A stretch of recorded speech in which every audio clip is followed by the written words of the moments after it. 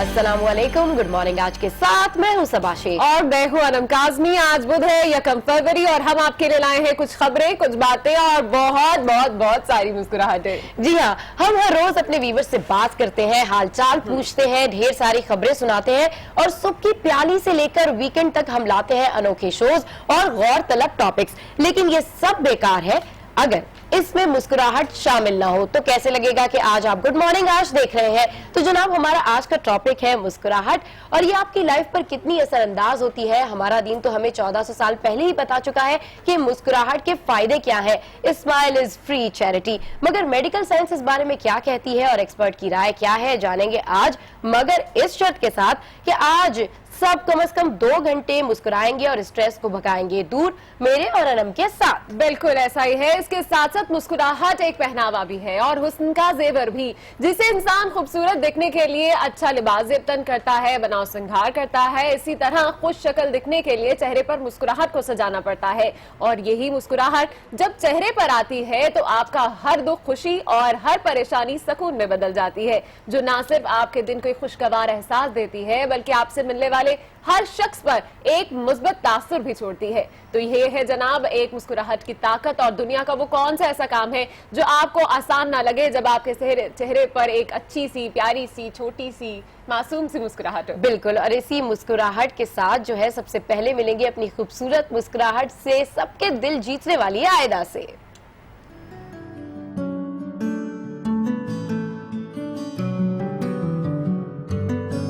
Smile ही एक ऐसी चीज़ है जो आपको किसी से कनेक्ट कर सकती है। हाँ, लेकिन राइट टाइम पे राइट वक्त में स्माइल लेना बहुत ज़रूरी है। सड़क पे चलते हुए स्माइल ना दीजिए।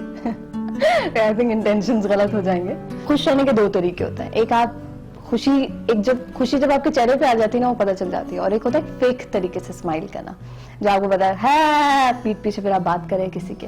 तो आई बिलीव जब जिसके साथ भी आप हैं, आप बहुत ऑनेस्टी के साथ रहें। जो हंसना नहीं जानते उन्हें मिलाएंगे laughter therapist doctor Imran Jofa से, जो आपको मुस्कुराहट लिए जीने की कुछ टिप्स देंगे।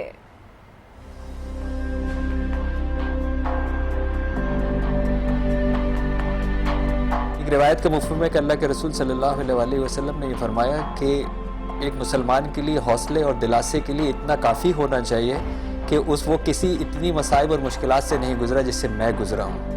अब आप अंदाज़ा करें कि कैसे आपकी ज़िंदगी गुजरती होगी। उसके बाद भी जब आप अपने घर में दाखिल होते हैं तो कहते हैं चेहरे पे अपनी मुस्कुराहट सजा लिया करो। डॉक्टर जोफा की बात आपने सुनी और मिलेंगे एक डेंटिस्ट डॉक्टर जहरा भट्टी से, जो लोगों को खूबसूरत मुस्कुराहट देने में अहम रोल प्ले करते हैं।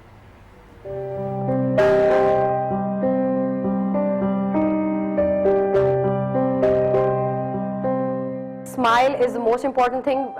Y? Because it helps in communication. आप कहीं पे भी जा रहे हो, इंटरनेशनल भी अगर आप देखें, आप बाहर के मुल्क में आप ऐसे ही जा रहे हो and you pass a smile, that gives a good attractive communication between 2 people. और personality, why? Because if you have a good smile it gives you a good attractive personality. ये सब स्टोरीज हम आगे चलकर देखेंगे, पर पहले नजर डालेंगे आज की हेडलाइंस पर।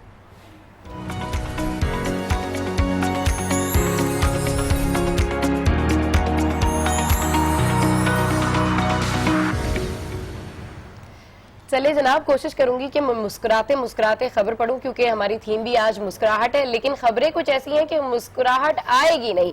खैर, एक्सप्रेस मेरे पास है और यहाँ पर जो मेन लीड लगी हुई है वो है हाफिज सईद के मुतालिक। हाफिज सईद की नजरबंदी तमाम इदारों का फैसला है, जंग नहीं मुज़ाकरात मसाइल से हल किए जाए पाक फौज। कल हमने देखा कि DGI major general Asif Ghafoor साहब ने एक प्रेस कॉन्फ्रेंस की और उस बड़ी अहम प्रेस कॉन्फ्रेंस थी। और उस प्रेस कॉन्फ्रेंस के बाद जितनी भी कॉन्स्पिरेसी क्रिएट हो रही थी वो सारी खत्म हो गई। हाफिज सईद के मामले पे उन्होंने कहा कि ये हुकूमत की पॉलिसी है, ये हमारी एक पॉलिसी का हिस्सा है। और दहशतगर्दी के हवाले से उन्होंने कहा कि दहशतगर्दों का कला कमा किया जाएगा। जिस तरीके से ज़रबे जारी था उस तरीके से मजीद और जारी रहेगा और कॉम्बिंग ऑपरेशंस भी नहीं रोके जाएंगे।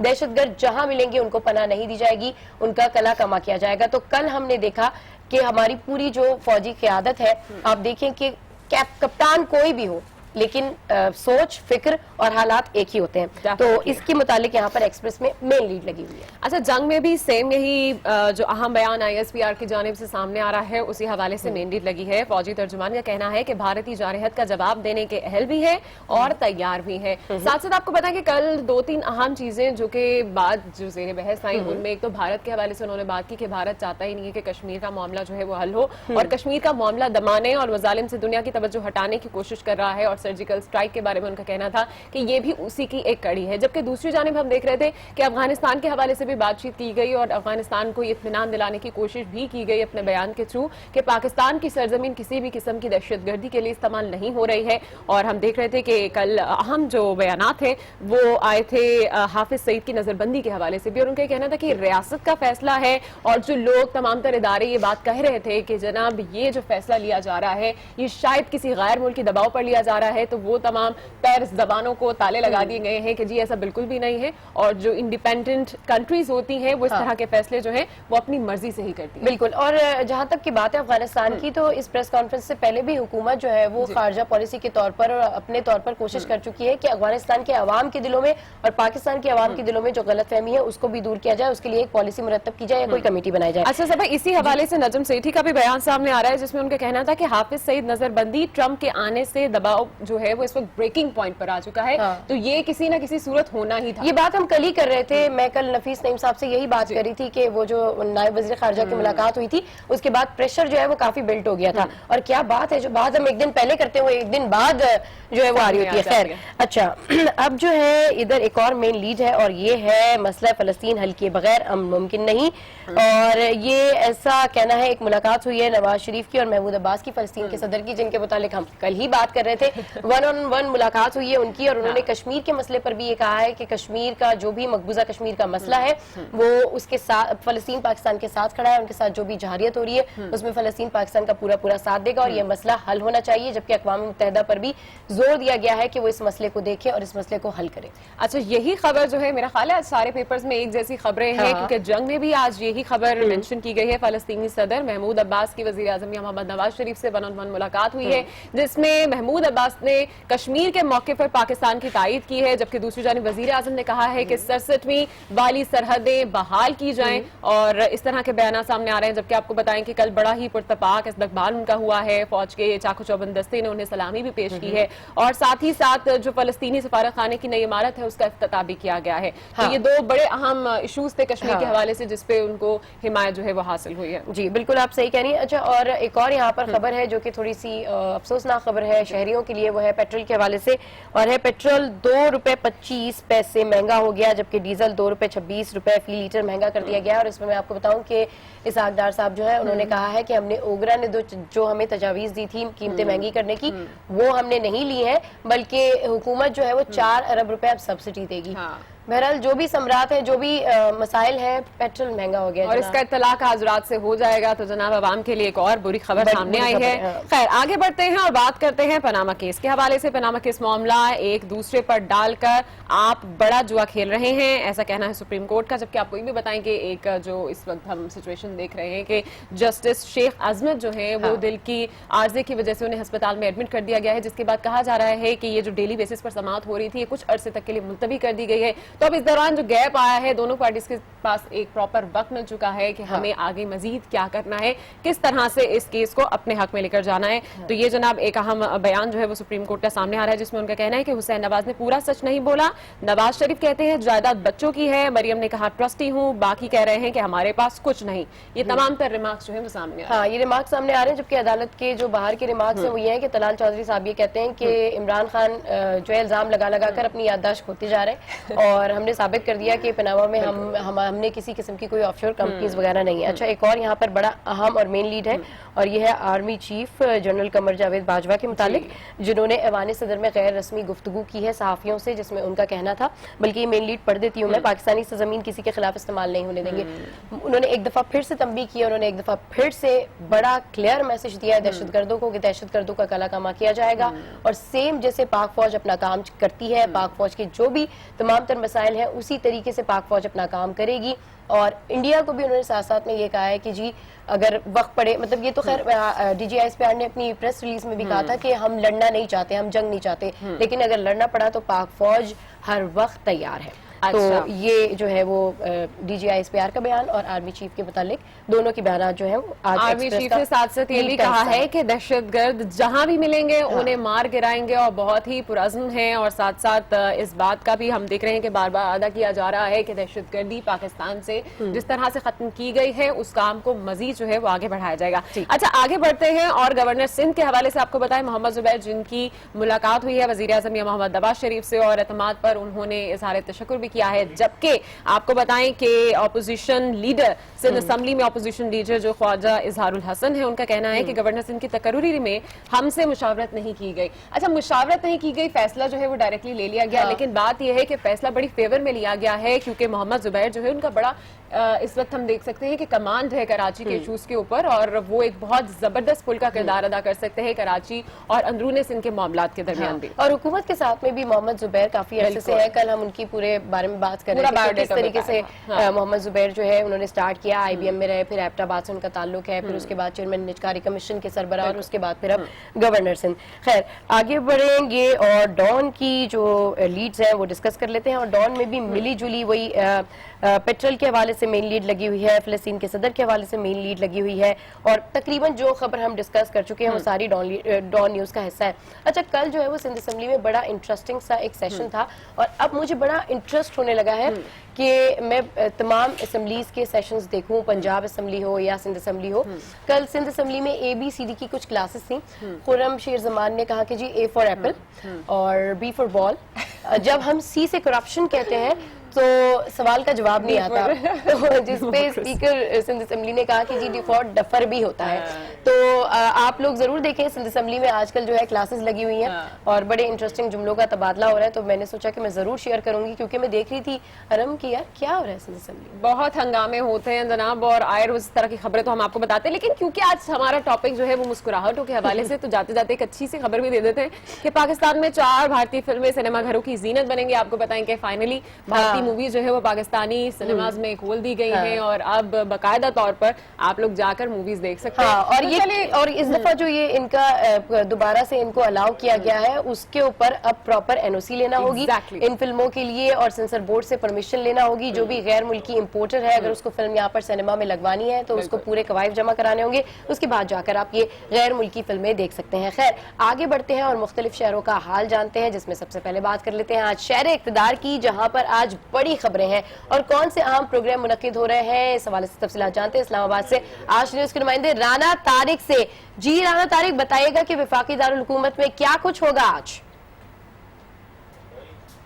जी बिल्कुल, आज वफाकी दारुल हुकूमत इस्लामाबाद में सबसे जो अहम है वो पनामा केस की समाअत है, उसके अलावा कौमी असम्बली का इजलास है, उसके अलावा फौजी अदालतों के क़याम में तोसीक के हवाले से पार्लियामेंट्री लीडर्स की जो बैठक है स्पीकर के साथ, वो अहम है। सबसे पहले हम बात करते हैं पनामा केस की कि रात गए जो है वो इस बेंच के अहम रुकन है जस्टिस शेख अजमत सईद, उनको दिल की तकलीफ हुई है और डॉक्टर्स ने उन्हें मुकम्मल आराम का मशवरा दिया है और रात भर ये बहम रहा है कि आज पनामा केस की समाअत होगी या नहीं होगी, लेकिन ऑफिशियली जो है वो अभी तक सुप्रीम कोर्ट की जानिब से ये अनाउंस नहीं किया गया कि सुप्रीम जो समाअत जो है वो मुलतवी कर दी गई है या नहीं, क्योंकि इसमें हमेशा 3 ऑप्शन जो है वो ज़ेरे गौर रहे हैं अदालत के अगर बेंच के जो रुकन है वो मुकम्मल सेहतियाबी तक, उनकी सेहतियाबी तक जो है वो समाअत जो है वो मुलतवी कर दी जाए। और दूसरा ऑप्शन ये है कि इस बेंच को मुकदमे की अहमियत को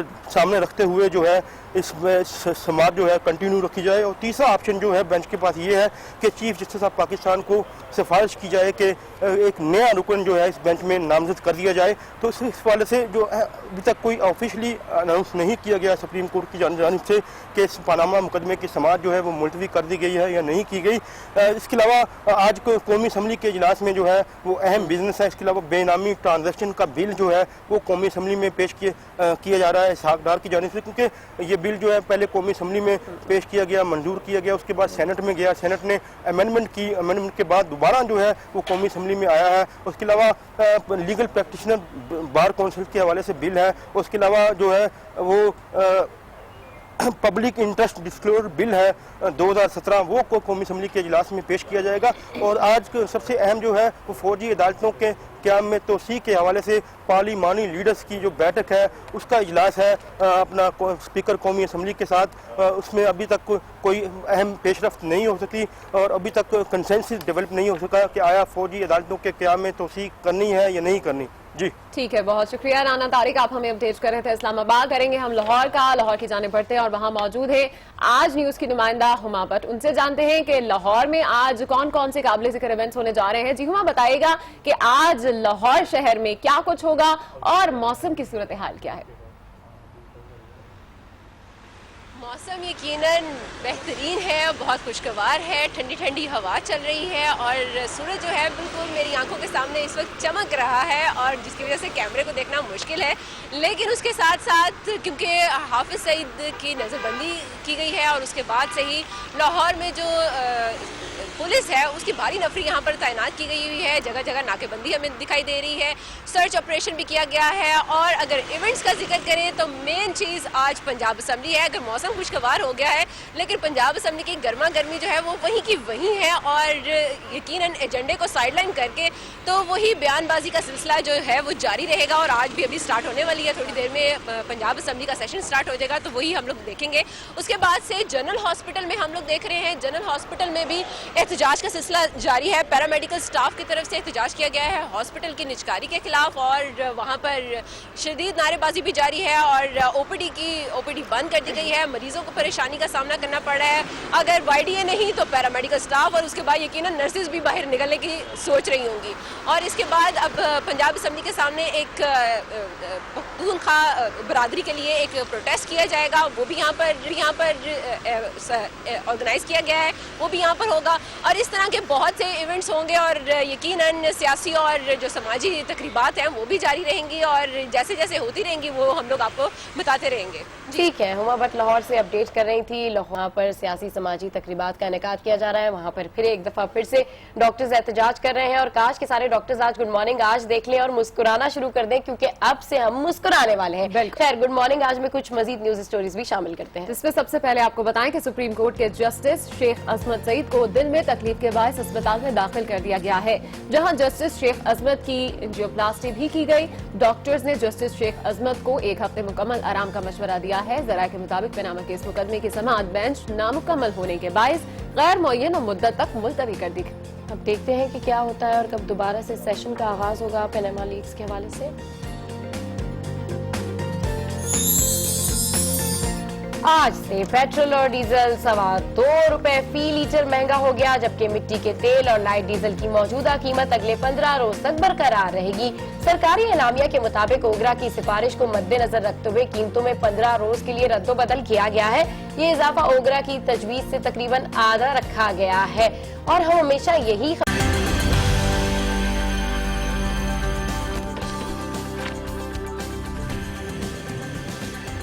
welcome back to good morning आज। और गुड मॉर्निंग आज में हम बात करेंगे यस्टरडे टॉप स्टोरी की और ये स्टोरी से जो है काफी लोगों को दुख पहुंचा है। बहुत सारे ऐसे लोग थे जिन्होंने अपने ड्राइवर हजरात भी निकाल दिए थे क्योंकि ये बात हो रही है उबर और करीम टैक्सीज की, जिनकी सर्विस को कानूनी दायरा कार में लाने का फैसला कर लिया गया है, जबकि ये कहा गया है कि इन तमाम जो टैक्सी सर्विसेज है इनको रजिस्टर करवाया जाए और फिर उसके बाद ये फैसला होगा कि ये गाड़ियां कराची में चलेंगी या नहीं चलेंगी। बिल्कुल, वज़ारत ट्रांसपोर्ट के मुताबिक ये सर्विस गैर कानूनी है, ये गाड़ियां प्राइवेट हैं और बतौर टैक्सी इस्तेमाल की जा रही हैं। वज़ीर ट्रांसपोर्ट नासिर शाह ने करीम टैक्सी सर्विस को 1 माह के दौरान अपनी रजिस्ट्रेशन कराने की डेडलाइन भी दे दी है। बिल्कुल, और ये ट्विटर ट्रेंड भी रहा है। कल लोगों ने लिखा है कि आवाम की सहूलत जो है ना बर्दाश्त नहीं होती है।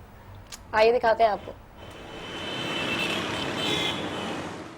सरकार का दावा है कि उबर और करीम सर्विस गैर कानूनी तौर पर गाड़ियों का इस्तेमाल कर रही हैं, जिसके बाद सिंध हुकूमत ने निजी टैक्सी सर्विस को कानूनी दायरा कार में लाने का फैसला कर लिया। सिंध हुकूमत ने पहले टैक्सी सर्विस को गैर फाल करने के लिए पीटीए को खत लिखा, जिसके बाद उन्होंने करीम टैक्सी सर्विस को रजिस्टर कराने के लिए 1 माह की मोहलत दे डाली। कहा कि अगर 1 महीने के अंदर गाड़ियां रजिस्टर ना हुई तो कानूनी कार्रवाई होगी। अभी करीम सर्विस पर पाबंदी आयद हुई नहीं कि ट्रैफिक पुलिस ने फुर्तियां दिखाना शुरू कर दी। उबर और करीम की 4 गाड़ियां पकड़कर ड्राइवर्स को भी हिरासत में ले लिया। और तो और वजीर ट्रांसपोर्ट गाड़ियों के पकड़ने और गिरफ्तारियों से ही लाइल्म नजर आए। मेरे लिए तो ये बड़ी सैड न्यूज है, क्योंकि आज मैंने प्लान किया था कि मैं घर जल्दी जाऊंगी और आप क्योंकि तबीयत थोड़ी डाउन करीम थी या उबर और कर करीम से जाऊंगी। कर लीजिए अब लेकिन- आप करीम और उबर सारे दोबारा अपने ड्राइवर्स वापस करो। आगे बात करते हैं और अखबारात के एडिटोरियल्स की जाने बढ़ते हैं, जहां पर कॉलमिस्ट क्या लिख रहे हैं इस पर नजर डालने के लिए हमारे साथ मौजूद है नफीस नईम साहब। नफीस नईम साहब, वैसे तो आप बड़े मुस्कुराते हुए आते हैं, आज हमारा मुस्कुराहट का टॉपिक है, तो आपकी और शर्त ये कि सारे एडिटोरियल्स आप मुस्कुरा के ही पढ़ेंगे और बताएंगे। सब मसला ये कि ये बात तो हकीकत है कि आज आपकी थीम स्माइल है, हाँ। लेकिन मेरे पास सारी संजीदा नौयत के एडिटोरियल हैं जो चले कि फिर स्माइल आपको थोड़ी उड़ाने के लिए संजीदगी काफी अलाव है, लेकिन मैं अगर आज आप मुस्कुरा लें तो कोई प्रॉब्लम नहीं, क्योंकि हमारी थीम ही मुस्कुराने की है। हाँ, लेकिन क्योंकि मेरे पास एडिटोरियल संजीदा नौयत है, हाँ। तो मैं आपको एक कोट पढ़ देता हूँ स्माइल के हवाले से कि हाँ। There are hundreds of languages around the world, but a smile speaks them all. Oh, that's really great. ये It's a very जो है ना वो हैप्पीनेस अराउंड कि आप जब अपनी स्माइल स्प्रेड करते हैं तो जी हाँ। दूसरे को आप मैसेज देते हैं कि जी happy back. this is the best curve in a human body. Yes. बिल्कुल ऐसा ही है। अच्छा चलिए, अच्छा, अब आ जाते हैं हम एडिटोरियल्स की जानिब। एडिटोरियल्स जी, में कितने तो कर्व्स हैं? बहुत ज़्यादा कर्व्स हैं इसमें तमाम तर एडिटोरियल्स ने आज जो हाफिज सईद की जो नज़रबंदी है इस पर एडिटोरियल लिखे हैं। जमात उद दावा के खिलाफ एक्शन जो गवर्नमेंट ने किया है, crackdown on JUDA, Jamaat ud दावा, हाफिज सईद की नज़रबंदी, एक्सप्रेस का भी एडिटोरियल है, जंग का भी एडिटोरियल इसी उन्वान से है, हाफिज सईद की नज़रबंदी। और इदारियों ने ये इनको जो आपने देखा कि पंजाब गवर्नमेंट ने एक्शन लिया, फला इंसानियत फाउंडेशन पर भी जो और हाफिज सईद की फाउंडेशन पर जो है वो वॉच लिस्ट में शामिल कर दी गई है। उनके पासपोर्ट वगैरह की मनसूखी का भी इम्कान है, एक्शन लेने का बहुत सख्त इम्कान है। तो इसमें अदारियों ने ये लिखा है, क्योंकि असल में बैकग्राउंड पर अगर हम जाए ना तो इसमें ये हो रहा था कि चीन ने, आपने देखा था लास्ट हमने सेशन में डिस्कस भी किया था कि चीन ने वीटो की थी भारतीय वो बेड जो उन्होंने सलामती काउंसिल के जरिए पाबंदी लगाने की कोशिश की थी और उसमें हाफिज सईद का नाम भी शामिल था। उसके बाद हमने देखा कि अमेरिका और भारत का बहुत प्रेशर बढ़ा, क्योंकि हाफिज सईद के ऑर्गेनाइजेशन से ही कुछ वाबस्ता था कि ये जो कश्मीर के हवाले से इन पे बातें होती थी कि ये सपोर्ट कर रहे हैं। हालांकि पाकिस्तान का मौक़िफ़ बिल्कुल वाज़ेह है कि हम कश्मीर अपनी जंग कश्मीरी खुद लड़ रहे हैं, हमारा उसमें कोई दखल अंदाजी नहीं है, कोई हाथ नहीं है। लेकिन बहुत प्रेशर बढ़ा। उसके बाद चीन ने भी पाकिस्तान को ये वाज़ेह किया कि आप भी जो है अपने इन तंजीमों को कंट्रोल करें, हम कब तक इस तरह की कार्रवाई करेंगे। और पाकिस्तान के लिए एडिटोरियल के मुताबिक अक़वाम मुत्तहिदा के ना सिर्फ तकाज़े पूरे किए बल्कि ये अमल, ये एक्शन लेना नागुज़ीर था। अच्छा नफीस नईम साहब, इस वक्त हम देख रहे हैं कि इससे पहले भी अक़वाम मुत्तहिदा की सलामती कौंसिल हो या फिर अमेरिका हो, उन्होंने जमात उद दावा पर पहले से ही पाबंदियां आयद की हुई हैं। पाकिस्तान में ये स्टेप अब उठाया गया जब हम देख रहे थे कि पाकिस्तान को ऑलरेडी इस बयान का सामना था कि अगर जमात उद दावा के खिलाफ कोई कार्रवाई नहीं की गई तो हम पाकिस्तान पर भी बैन लगा देंगे अमेरिका दाखिले पर। तो ऐसे मौके पर जब ये फैसला किया गया, इसके हवाले से हम देख रहे थे कि ISPR की जानिब से भी बयान सामने आया और उन्होंने वजाहत दी है कि हम लोगों ने मुल्की मुफाद भी फैसला किया है, किसी किस्म का गैर मुल्की हमारे ऊपर किसी किस्म का कोई जोर या जबरदस्ती नहीं दी। तो अब मुझे बताएं कि ये वक्त जिस टाइम पर ये फैसला किया गया है, ये तो बहुत पहले भी किया जा सकता था, तो अब ऐसी खास वजह आपको क्या नजर आती है? जी हाँ, बिल्कुल अनम, ये एक्शन लिया जाना चाहिए था, लेकिन इस वक्त ये जरूरी इसलिए ज्यादा था क्योंकि देखें अभी हालिया टाइम हम देखा कि LOC के खिलाफ वर्जी हुई। कश्मीर में भारत ने बुरहान वानी की शहादत के बाद मजालिम की इंतहा कर दी। ऐसे वक्त में, और मैंने आपको पहले ही कहा कि सिंपैथीज जो है लोगों की जमात दावा से कश्मीर के हवाले से वाबस्ता हैं, तो इस अगर एक्शन लिया जाता तो उसका जो है बैकलैश आ सकता था। और पाकिस्तान ने हत्तुल इम्कान ये कोशिश की कि वो इस चीज़ को, ऐसे मसले को ना छिड़े ताकि लोगों की सेंटिमेंट्स ना हर्ट हों या और इसका कोई रद्द-ए-अमल ना आए। इसलिए, लेकिन अब जब ये देखा कि पानी सर से उठता जा रहा है, पाकिस्तान को अपनी नेशनल इंटरेस्ट को ज्यादा नहीं कि उसको रखना है, इसलिए ये एक्शन लेना नागुज़ीर था और ये लिया गया। और ये पाकिस्तान, ये एडिटोरियल में जो हमने कल डिस्कस किया था कि जीरो टॉलरेंस पॉलिसी होनी चाहिए, जीरो टॉलरेंस पॉलिसी होनी चाहिए। है। इवन वजीर कानून राना सनाउल्लाह ने भी कहा है कि अब इनको 4th शेड्यूल में रख दिया है, 90 रोजा इनके ऊपर पाबंदी आयद हुई भी है। और प्रेशर कहाँ से, ये आपको भी पता है। खैर, अगला इदारिया हमारा क्या कह रहा है? जी, अगला इदारिये से मैं पहले ये डिस्कस करने से पहले ये एक बड़ी अच्छा आर्टिकल है इश्तियाक बेग साहब का जंग में, पासपोर्ट की रैंकिंग, ग्रीन पासपोर्ट तनाजुली का शिकार। ये बेसिकली एक हैंडलिंग एंड पार्टनर्स ने अपने इंटरनेशनल एयर ट्रांसपोर्ट एसोसिएशन के ताउन से ये एक कंपाइल किया था डेटा। वो 2006 से ये काम कर रहे हैं और उन्होंने बड़े एक शमकुशा इंकशाफात किए हैं कि 218 ममालिक का उन्होंने डेटा वो किया है, कंपाइल किया है। उसमें पाकिस्तान का नंबर 104 ममालिक में तीसरे नंबर पर है। लेकिन इससे पहले मैं बताना चलूं कि सर टॉप जो लिस्ट है वो जर्मनी और स्वीडन है। यानी कि जर्मनी का अगर आपके पास वीजा पासपोर्ट है तो आप उस पे 177 ममालिक पर बगैर किसी वीजे के ट्रैवल कर सकते हैं। तो ये क्या नौबत आ स्वीडन गई का है? पासपोर्ट है तो 176 ममालिक पर बगैर वीजे के आप ट्रैवल कर सकते हैं, कोई पूछ कुछ नहीं, टॉप मोस्ट में। जो सबसे बदतरीन पासपोर्ट में, वेरी सॉरी टू से, कि ये हम जो है इराक के बाद, अफगानिस्तान के बाद हमारा नंबर है। स्वीडन के भी बाद पाकिस्तान का नंबर नहीं, स्वीडन तो टॉप में है, ये जो सबसे नीचे है 104 ममालिक। अगर आप आखिरी देखें तो 104 ममालिक की जो बदतरीन फहरिस्त है, पाकिस्तान 130 यानी कि 103 पोजीशन पर है। बड़े अफसोस के साथ कि हमारा पासपोर्ट जो है वो इतनी वर्स्ट कंडीशन में है बैनुल अक़वामी तौर पे, जबकि अगर देखा जाए तो दहशतगर्दी का कला कमा करने में पाकिस्तान दूसरे ममालिक के, खास करके अमेरिका के जो है वो शाना बशाना खड़ा रहा है, कभी उसने कॉम्प्रोमाइज नहीं किया। तो मेरे ख्याल में तो हमारे पासपोर्ट का रिगार्ड सबसे ज्यादा होना चाहिए। इसकी वजह बताऊं मैं आपको सबक क्या है। इसकी वजह यह है कि अफगानिस्तान से लोग आए, आपने उनको, बांग्लादेश से आए, आपने उनकी सपोर्ट किया। इन लोगों ने क्या किया कि पाकिस्तानी पासपोर्ट बनाए अफगानियों ने और ट्रैवल किया बाहर। वहां जब ये पकड़े गए तो पासपोर्ट किसका था? पाकिस्तान का। नोबडी नोज कि भाई ये अफगानी है, ये बांग्लादेशी है, बंगाली है। नहीं भाई, पासपोर्ट पाकिस्तानी है, ये पाकिस्तानी है, पाकिस्तान। इसीलिए, और ये जो नादरा ने कार्रवाई की ना, damage has already been done. हालांकि वजारत दाखिला ने नोटिस लिया और बहुत पासपोर्ट मनसूख किए। इसमें इडारिये ने, इसमें ये सॉरी इश्तियाक बेग ने ये लिखा है कि जो डिप्लोमेट्स हैं, हमारे ब्यूरोक्रेट्स हैं, उन्होंने चालाकी ये की कि ब्लू पासपोर्ट बनवा लिया अपने आप को फैसिलिटेट करने के लिए, डिप्लोमेटिक पासपोर्ट बनवा लिया। बड़े बड़े खानदानों को जो कि डिजर्व नहीं भी करते थे उनको भी ये ब्लू पासपोर्ट दिए गए, जो कि चौधरी निसार ने एक्शन लिया। लेकिन इदारे ने, इन्होंने इश्तियाक बेग साहब ने ये कहा है कि भाई आपने एक्शन तो लिया है लेकिन सजा नहीं दी गई। अभी भी नादरा में ऐसे ऑफिशियल जो काली भेड़ें थी जिन्होंने कार्रवाई की है। मुल्क का नाम देखे ना, इससे कितना नुकसान हुआ है पाकिस्तान। आज हम जो है, हम बीइंग पाकिस्तानी, हमारी कोई औकात ही नहीं। नफीस साहब, बड़ी अफसोसनाक बात है, क्योंकि 70 के दहाई की जब हम बात कर रहे थे, 70 में ये था, सिचुएशन ये थी कि पाकिस्तानी पासपोर्ट पर आप कहीं पर भी ट्रैवल कर पाते थे, और अब देखें सिचुएशन बिल्कुल उससे बरअक्स दिखाई देती है। 70 की दिहाई में आपके पाकिस्तानी पासपोर्ट था तो आप अमेरिका समेत कहीं भी, यूरोप में आप किसी जगह बगैर वीजे के ट्रैवल करते थे। यानी कि हमारा ग्रीन पासपोर्ट था। समझ क्या वैल्यू थी पाकिस्तानी पासपोर्ट। उसके बाद जो है वो ऐसी पाबंदी। मगर अभी भी आप लोगों को बिल्कुल भी सैड होने की जरूरत नहीं है। जो कुछ भी हो गया है, लेकिन चीजें बेहतर हो रही हैं और इंशाल्लाह यही पाकिस्तानी पासपोर्ट होगा जो नंबर 1 पर आएगा। हुकूमत, चौधरी निसार और तमाम लोग मिलकर कोशिशें कर रहे हैं। हमारे पासपोर्ट का रिगार्ड था, है और हमेशा रहेगा। बिल्कुल रहेगा। आगे बढ़ते हैं, दुनिया भर से कुछ खबरें शामिल करते हैं, जहां पर आपको बताएं कि अमेरिका के शहर अटलांटा में एक कॉफी शॉप पर एक शख्स ने मुसलमान खातून को हिरासा किया, ग्रीन कार्ड के बारे में पूछगछ की और गलत जबान भी इस्तेमाल की। वाकये की वीडियो सोशल मीडिया पर वायरल भी हो गई है।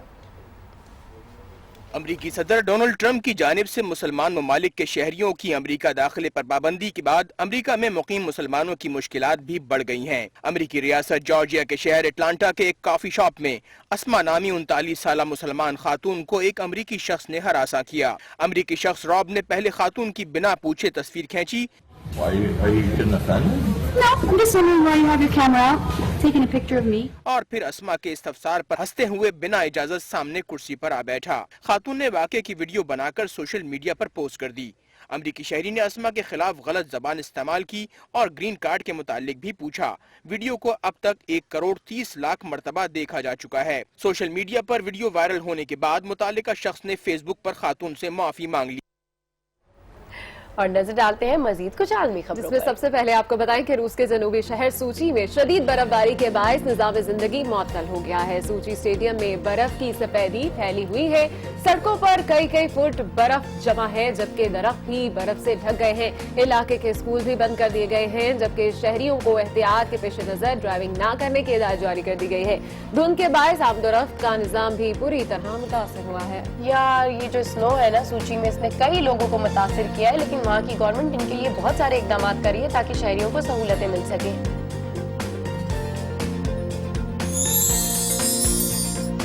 और मलका बरतानिया एलिजाबेथ के तख्त पर विराजमान होने की 65 साल मुकम्मल होने के मौके पर रॉयल मिंट ने खुसूसी सिक्के जारी करने का फैसला किया है। इन सिक्कों को मुख्तलिफ धातों से तैयार किया जा रहा है, जबकि सिक्कों पर मलका एलिजाबेथ की तस्वीर भी गुरिंदा है। 6 फरवरी को मलका बरतानिया एलिजाबेथ को शाही तक संभालने पर 65 साल मुकम्मल हो जाएंगे। इस मौके पर उन्हें तोपों की सलामी भी दी जाएगी। और मुझे मलका बरतानिया जो है एलिजाबेथ, ये मुझे बहुत अच्छी लगती है और बहुत पसंद है। और क्वींस देखे कितने जबरदस्त है, रियली नाइस।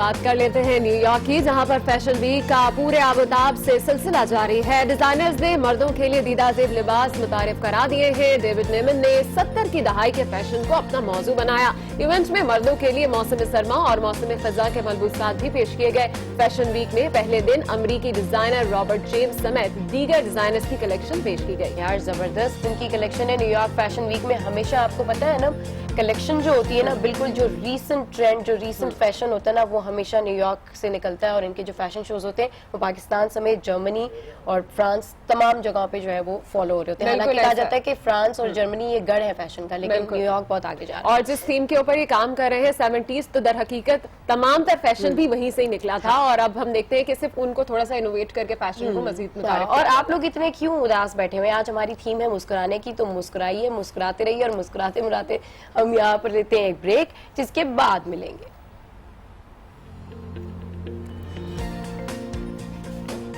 खूबसूरत मुस्कुराहट की मालिक आयदा से।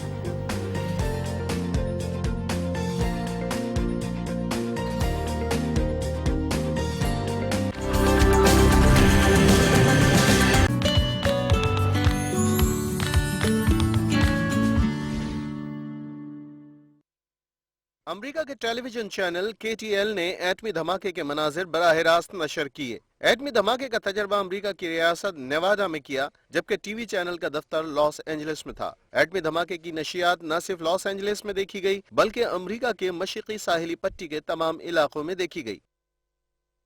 और जी मुस्कुराहट की बात हो रही है कि मुस्कुराहट के कितने फ़ायदे हैं, तो मुस्कुराहट के बहुत सारे फ़ायदे होते हैं। अगर आप मुस्कुरा रहे हैं तो इसके अंदर सब्र बर्दाश्त का जो है वो एलिमेंट शामिल होता है, और अगले को पता भी नहीं चलता कि आप कितने स्ट्रेस हैं। तो मुस्कुराना जो है ज़िंदगी की एक बड़ी खास अलामत है। क्यों अनम? बिल्कुल ऐसा ही है। और मुस्कुराहट की आप फायदों की बात करिए तो एक मुस्कुराहट का फायदा पता ही क्या है, कि आप मुस्कुराहट रख के किसी से कुछ भी मांग सकते हैं और वो आपकी बात रद्द नहीं होती। ये बड़ा एक फायदा। बल्कि एक और बड़ा बेनिफिशियल इसका है, लेकिन वो मैं जब हम ये वाली सारी चैट कंटिन्यू करेंगे ना, उसके बाद बताऊंगी। चले जनाब, वैसे भी कहते हैं कि कभी कभी एक मुस्कुराहट बहुत बड़े बड़े मसले का भी हल सामने ले आती है। तो अपनी मुस्कुराहट को आप भी अपने चेहरों पर रखें। और हम मिलते हैं एक ऐसी लड़की से जिसका नाम है आयदा, और क्या खूबसूरत स्माइल है उनकी। स्माइल ही एक ऐसी चीज़ है जो आपको किसी से कनेक्ट कर सकती है। हाँ, लेकिन राइट टाइम पे राइट वक्त में स्माइल देना बहुत ज़रूरी है। सड़क पे चलते हुए स्माइल ना दीजिए। आई थिंक इंटेंशंस गलत हो जाएंगे। बेटर है कि आप जब अपनी फैमिली के साथ, एंड स्पेशली मैं ये कहना चाहूँगी कि जिन लोगों को आप जानते हैं, हम कभी कभार हर एक के लिए काम नहीं कर सकते। फॉर एग्जाम्पल, अगर मैं बाहर गई हूँ, किसी ने मेरी गाड़ी साफ कर दी, लोग होते हैं ना नॉर्मली झटका दे रहे हैं, चलो हटो क्या कर दिया तुमने, वो गाड़ी साफ कर रहे हो और ये वो। आई थिंक हम थैंक यू करके एक स्माइल दे दें छोटी सी, शायद वो हमसे दोबारा पैसे भी डिमांड ना करेगा, लेकिन उसके लिए वो चीज़ बड़ी इंकरेजिंग हो जाएगी।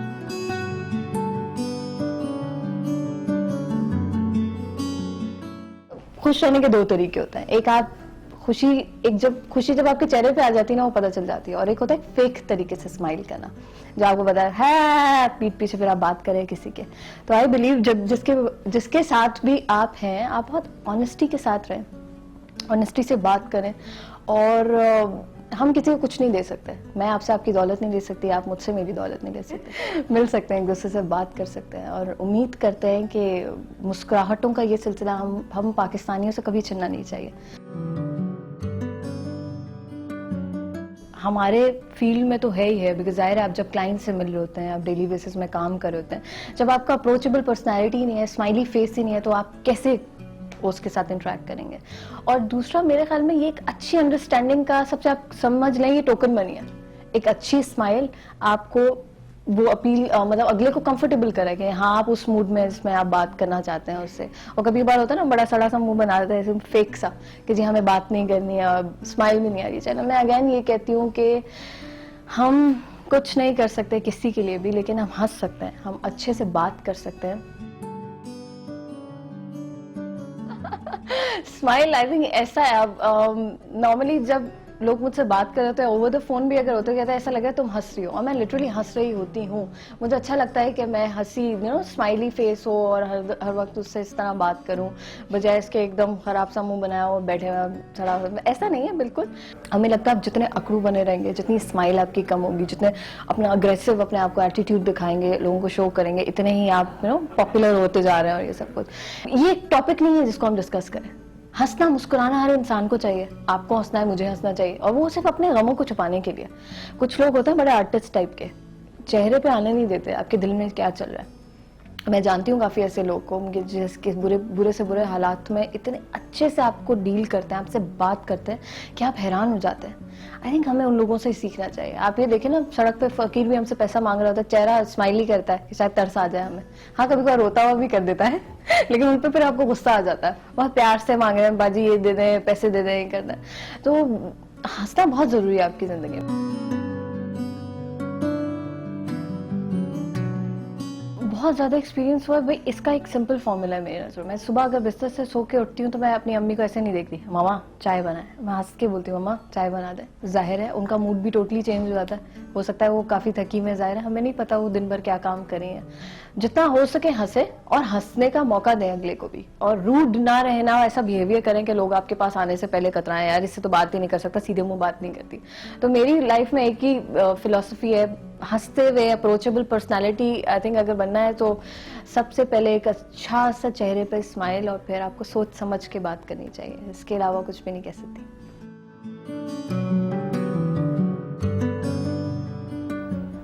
आयदा की मुस्कुराहट वो मुस्कुराहट है जिसने हजारों दिल मोह लिए थे जब ये हमारे शो के अंदर आई थी, और बहुत ही हंसगा के बातें करी थी। बड़ी खुश इखलाक सी लगी है, बहुत खुश इखलाक है। और देखिए पूरे पैकेज के अंदर उन्होंने कितनी अच्छी सी स्माइल देके बात की है। मतलब दिल नहीं कर रहा था कि आयजा के पैकेज से जो है वो वापस हम आए और आयजा को ना सुने, आयदा को।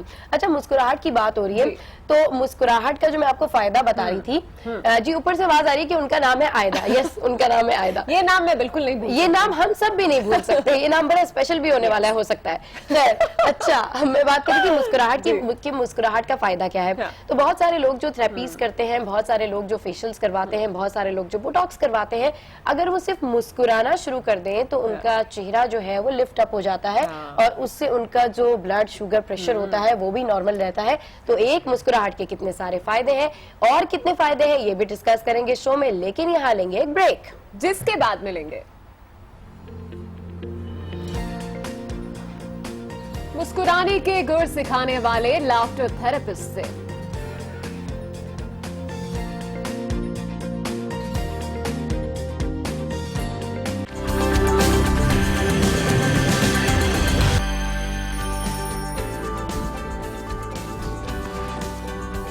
Welcome back to good morning. और बात हो रही है मुस्कुराहटों की, मुस्कुराहटें बिखेरने की। तो इस वक्त हमारे साथ स्टूडियोज में मौजूद है फहीम आजम साहब, जो लोगों के होंठों पर हंसी लाने का फरीजा अदा करते हैं, स्टैंड अप कॉमेडी परफॉर्मर भी हैं, और उनसे बात करेंगे। फेस रीडिंग भी करते हैं, बहुत कुछ करते हैं। फेस वैसे उनका बड़ा सीरियस है, लेकिन कॉमेडी करते हैं। क्यों करती है, क्या सोच के करते हैं, उन्हीं से बात करते हैं। अस्सलाम वालेकुम फहीम साहब, वेलकम टू गुड मॉर्निंग। आज वालेकुम अस्सलाम, वेलकम क्यों कह रहा हूँ मैं, वालेकुम अस्सलाम and thank you so much for having me here. और कहाँ से मेरी शक्ल कहाँ से सीरियस नजर आ रही है? बहुत सीरियस लगती है आपकी। नहीं, बड़ी सीरियस, बड़ी सोफिस्टिकेटेड, बड़ी डिसेंट सी शक्ल लगती है। खैर, ये बताइए सबसे पहले तो कि मुस्कुराना जरूरी क्यों है? I take it as a compliment. Thank you. मुस्कुराना जरूरी क्यों है? मुस्कुराना ज़रूरी इसलिए है बिकॉज होता है कि इंसान की पर्सनालिटी में बहुत सारे पहलू होते हैं, बहुत सारी डायमेंशंस होती हैं। अब जैसे आपने कहा सीरियस मैं नज़र आता हूँ, तो उसकी वजह बुनियादी ये है कि अंदर से मैं बहुत सीरियस आदमी हूँ, और हर शख्स को होना चाहिए। आपको इंतहाई सीरियस होना चाहिए और इंतहाई सेंसिटिव भी होना चाहिए, क्योंकि ये वो एहसासात हैं, मतलब ये वो ट्रेट है, खसूसियत है कि जिसकी बुनियाद पे आप जिंदगी को महसूस कर सकते हैं, आप लोगों के जज्बात को महसूस कर सकते हैं, आप सिचुएशन का अंत हैं, आपको समझ में आती है कि कहाँ कौन सी बात करनी है, कहाँ कौन सी नहीं करनी, because it's sensitive to it. लेकिन उसके होने के साथ साथ जिंदगी के ये जो एहसास है, वो चूंकि हम बड़ी कड़वी सी दुनिया में रहते हैं, तो इस कड़वी सी दुनिया में मेरा ख्याल है ये हंसी और मुस्कुराहट एक ऐसी चीज़ है जो कि आपके लिए ऑक्सीजन का काम करती है, आपको आगे बढ़ने की हिम्मत देती है हर वक्त। और साथ ही मुस्कुराना और हंसी मेरी नज़र में इसलिए बहुत ज़रूरी है क्योंकि आप आपका चेहरा जो है जब आप मुस्कुराते हैं तो it becomes N invitation for people. अब इनविटेशन को कौन किस जुमरे में लेके जाता है वो उनकी मर्जी, बट इनविटेशन एज इन के किसी को आप रिपेल नहीं कर रहे, आप किसी को धक्का दे के ये नहीं कह रहे कि मुझसे बात मत करो या मुझसे दूर रहो। आप मिलनसार समझे जाते हैं, लोग आपको देखते ही उनका दिल चाहता है कि वो आपसे बात करें और आपके साथ थोड़ा वक्त गुजारें, क्योंकि कड़वाहट इतनी ज्यादा है कि दो मुस्कुराते हुए चेहरे अगर आपको नजर आ जाएं तो आपका दिल करेगा आप बैठ के उनसे बात कर लें। तो अच्छा फहीम, ये बताइए कि आपको, जैसे मैंने पहले भी कहा है कि आपका फेस मुझे बड़ा संजीदा सा लगता है और उसको आपने मजीद बता भी दिया है कि आप एक अंदर से भी एक संजीदा सी पर्सनैलिटी है। तो अक्सर मैंने ये सुना है कि अगर आपके अंदर ये इंस्टिंक्ट नहीं होता, अगर आप वो चीज खुद से महसूस नहीं कर सकते, एक कॉमिक सिचुएशन को महसूस नहीं कर सकते, या आप खुद इतने क्या कह सकते हैं हम उसे, हंसी मजाक करने वाली शख्सियत नहीं है, तो फिर how can it come out so loud आपके फेस पे, या आपके जो लिसनर्स होते हैं उनको ये सब कुछ कैसे डायरेक्ट हो जाता है? मैं समझा नहीं कि अगर आप कॉमेडी को अंडरस्टैंड नहीं कर सकते या आप अगर सीरियस नहीं होते? नहीं, आप जैसे आपने अपने बारे में बताया कि आप एक सीरियस पर्सन हैं लेकिन आप कॉमेडी करते हैं, तो ये दोनों चीजें कैसे एक साथ चल सकती हैं? देखिए, कॉमेडी बड़ा सीरियस काम है, कॉमेडी बिल्कुल मजाहिया काम नहीं है। जब आप कॉमेडी करने निकलते हैं ना, क्योंकि देखिए हंसना एक चीज है, अगर आप हंसते रहने वाले शख्स हैं तो ये एक ट्रेट है, ये एक अच्छी चीज है, लेकिन जरूरी नहीं कि आप उसको as a program, as a mission लेके इस काबिल भी हो सकें कि आप दूसरों को हंसा सकें। मसलन मैं आपको एक बड़ी इंटरेस्टिंग बात बताऊं कि जो मैं अपना शो करता हूं कॉमेडी का, उसका नाम है don't laugh I am serious. तो वो जो मैं शो करता हूं उसमें बहुत सीरियस बातें होती हैं और मैं बहुत गुस्सीले अंदाज में करता हूं, तो मैं नहीं हंसता, मुझे मुंह यूं करने की जरूरत नहीं होती, मेरी बात ऐसी होती है कि वो लोगों को थोड़ा सा ऑफ गार्ड करती है, या वो उनको थोड़ा सा जो कहते हैं ना, यूं समझ लें कि उनको एम्बैरेसमेंट समझ में आती है, उनको सिचुएशन समझ में आती है। अच्छा फहीम, यहाँ पे बड़े उदास लोग बैठे हुए हैं और हम चाहेंगे कि आप कुछ थोड़ा सा हंसा भी दें, उन्हें कुछ करके दिखा दें आप। कोई संजीदा बात कह दे जिसपे हमें खुद ही हंसी आ जाए। वो तो हम सुबह से हंस रहे। नहीं, वो जैसे छोटी छोटी चीजें होती हैं उनको मैं पॉइंट आउट करने की कोशिश करता हूँ। जैसे हमारे यहाँ साबुन और ये एंटीसेप्टिक जो वो चीजें होती हैं वो दिखाए जाते हैं बहुत सारे, तो उसमें बहुत सारी नई नई टेक्नोलॉजीज दिखाई जाती हैं, बहुत सारी लेबोरेटरीज, ऐसे चमकीली लेबोरेटरीज में जरासीम को मारने वाले प्रोडक्ट्स दिखाए जाते हैं, और वो प्रोडक्ट्स मतलब 20 सालों से ये काम कर रहे हैं, लेकिन वो हर प्रोडक्ट जब भी फिरता है ना तो उसमें सारे जरासीम मारे जाते हैं, वो एक जरासीम मरता नहीं। तो ये वो डिस्कशन है विच वी टेक अप, और मैं उस जरासीम की जिंदगी पे अंदाजा लगाना चाहता हूँ कि उसकी जिंदगी क्या होगी। मतलब वो कोई मजबूत आर्नल्ड श्वार्ज़नेगर टाइप का एक जरासीम होगा जिसको नौकरी पे रखा हुआ होगा कि जी आपका काम ये है कि आपने साबुन के एड्स में मरना नहीं है, वो घर से तैयार होकर निकलता होगा और एनके शनके लगा के जाता होगा, जी आज मेरा काम है यहाँ पे। तो इस तरह की चीजें होती हैं which you present to people, क्योंकि उन्होंने ये सब कुछ सुपरमैन समझ रहा था। तो ये इस किस्म की चीजें होती हैं जो कि और ये भी मैं बता दूं, वही हैजे का जरासीम होता है जो बच जाता है, तो उनका फायदा कोई नहीं रहता सब लोग का। ये कहाँ से आइडियाज आते हैं फहीम आपके पास? सी आप देखते हैं ये चीजें, हम सब ने जिंदगी में ये सब चीजें देखी हुई होती हैं और हम बस देख रहे होते हैं और हम उनको नोट नहीं कर पा रहे होते। चूंकि एक संजीदा और सेंसिटिव आदमी हूं मैं, तो उससे होता ही है कि आप उन चीजों को थोड़ा सा मजीद गौर से देखते हैं और आप उनको एक और एंगल और पर्सपेक्टिव से देखते हैं। जैसे हमने अपने एंगल से तो देख लिया चीजों को, हमने कभी जरासीम के एंगल से उस चीज को नहीं देखा कि उस जरासीम की नौकरी होगी, वो जरासीम जो उसकी, और फिर वो उसका काम भी होगा ना कि वो जब फिर जाता है साबुन तो वो वहां पे खड़ा हुआ नहीं कर रहा होता है कि देखो मैं तो जिंदा बच गया, मैं तो जिंदा बच गया। तो जब आप पर्सपेक्टिव चेंज करते हैं तो वो पर्सपेक्टिव जो है वो लोगों के लिए बड़ा इंटरेस्टिंग होता है, because majority of the people they don't understand या they don't look at it, वो उसको दूसरे एंगल से नहीं देखते, दूसरे रुख से नहीं देखते चीज को, तो हम वो दूसरा रुख दिखाते हैं जो वो बहुत एंजॉय करते हैं। अच्छा फहीम, आप बात कर रहे हैं परसेप्शन की कि दूसरे एंगल से नहीं देखते, तो ऐसे भी बहुत सारे लोग हैं जिनको मुस्कुराने में बड़ी प्रॉब्लम है। आप उनको सलाम करें तो वो बड़ा रूखा फीका सा जवाब देते हैं, आप उनसे बात करें तो वो बड़ी रूखी फीकी सी बात करते हैं। कुछ लोगों के अंदर थोड़ा ईगो प्रॉब्लम होता है, लेकिन ऐसे लोगों का एंगल अगर आप चेंज करें तो ऐसे लोगों को क्या देखते हैं जो मुस्कुराते ही नहीं है, भाई किसी सूरत में नहीं मुस्कुराते। उसके लिए मेरे पास कुछ वो थोड़ा सा मुश्किल होता है, ये जैसे कहते हैं हार्ड नट टू ब्रेक कहते हैं उसको, कि बड़ा मुश्किल वो एक दीवार तोड़ने के मुतरादिफ होगी ये चीज़ कि आप उनको क्रॉस करके लेकिन उसका हल सिर्फ आर्टिस्ट्स और सेंसिटिव लोगों ही के पास है। वजह ये कि ये जो लोग हैं जिनके चेहरे पे, अब मैं वो चेहरे कुछ अगर बना के दिखाऊं तो उस पे भी मतलब कुछ चेहरे ऐसे होते हैं जिनका अंदर इतना दुखी टेंस चल रहा होता है कि वो चेहरे पे यूं नजर आ जाते हैं, वो आंखें ढलकी हुई होती हैं, और जो स्माइल है ना, वो जो कर्व कह रहे थे थोड़ी देर पहले हमारे जो दोस्त बैठे थे, स्माइल की कर्व होती है यूं, कुछ लोगों का कर्व होता है यूं, और वो मतलब वो यूं ही ना, मतलब हम उनसे सलाम करें तो यूं करके वालेकुम अस्सलाम, सो वो जो वालेकुम अस्सलाम होता है, और फिर वो मुस्कुराते भी ऐसे हैं जैसे आप पे एहसान कर रहे हो ना, मतलब बड़ी खुशी की बात आपने सुन ली तो आंखें वहीं क्यों ही रहेंगी, और पता नहीं कोई क्या हो गया, मतलब ये हमारे लिए आसान था कि आप थोड़ा सा मुस्कुरा दिए, और एक साइड से भी स्माइल होती है, सिर्फ एक स्माइल भी होती है जो आप साइड से हंसते हैं थोड़ा सा यूं करके। अच्छा जी, हाँ वो भी मतलब, लेकिन तंजिया स्माइल जो है वो लोग भी कर सकते हैं जो स्माइल करना जानते हैं, जैसे मतलब वो आंखों में चमक बहुत इंपॉर्टेंट है। और कुछ लोग ऐसे फहीम जो स्माइल इसलिए नहीं करते क्योंकि उनके दांत जो है उन्हें लगता है कि अच्छे नहीं होते, तो वो भी एक बड़ा मजे का सीन होता है, बड़ी अजीब सी सिचुएशन होती है जब वो हंस रहे होते हैं और अपने दांतों को छुपाने की कोशिश करते हैं, समटाइम्स हाथ आगे रख के, समटाइम्स दांत दबा के। नहीं, उसका तरीका होता है कि वो आप मुस्कुराते हैं ऐसे दांत छुपा के, तो वो जब आप मुस्कुराते हैं तो वो हमारी खवातीन भी अक्सर इस चीज़ में बहुत ज़्यादा पर्टिकुलर होती हैं, क्योंकि लुक्स के मामले में खवातीन के ऊपर बहुत प्रेशर होता है, जो कि बड़ी ज़्यादती की बात है, ऐसा नहीं होना चाहिए, लेकिन वो चूंकि प्रेशर बहुत ज़्यादा होता है तो उसमें फिर वो आप देखेंगे कि आपको तस्वीरें जो आपको सोशल मीडिया वगैरह पे नज़र आती हैं तो उसमें कुछ चेहरे बिल्कुल ही ना मुँह बंद करके, और 1700 तस्वीरें होंगी उनकी लेकिन ऐसी ही होंगी, तो वो उस प्रेशर की वजह से होता है कि पता नहीं उनको लग रहा होता है कि एक दांत हमारा आगे है या एक दांत हमारा टूटा हुआ है, उसकी वजह से। बट तो ये तो डेंटिस्ट का प्रॉब्लम हुआ ना फहीम, ये तो डेंटिस्ट का प्रॉब्लम हुआ, मुस्कुराहट का क्या कसूर है इसमें?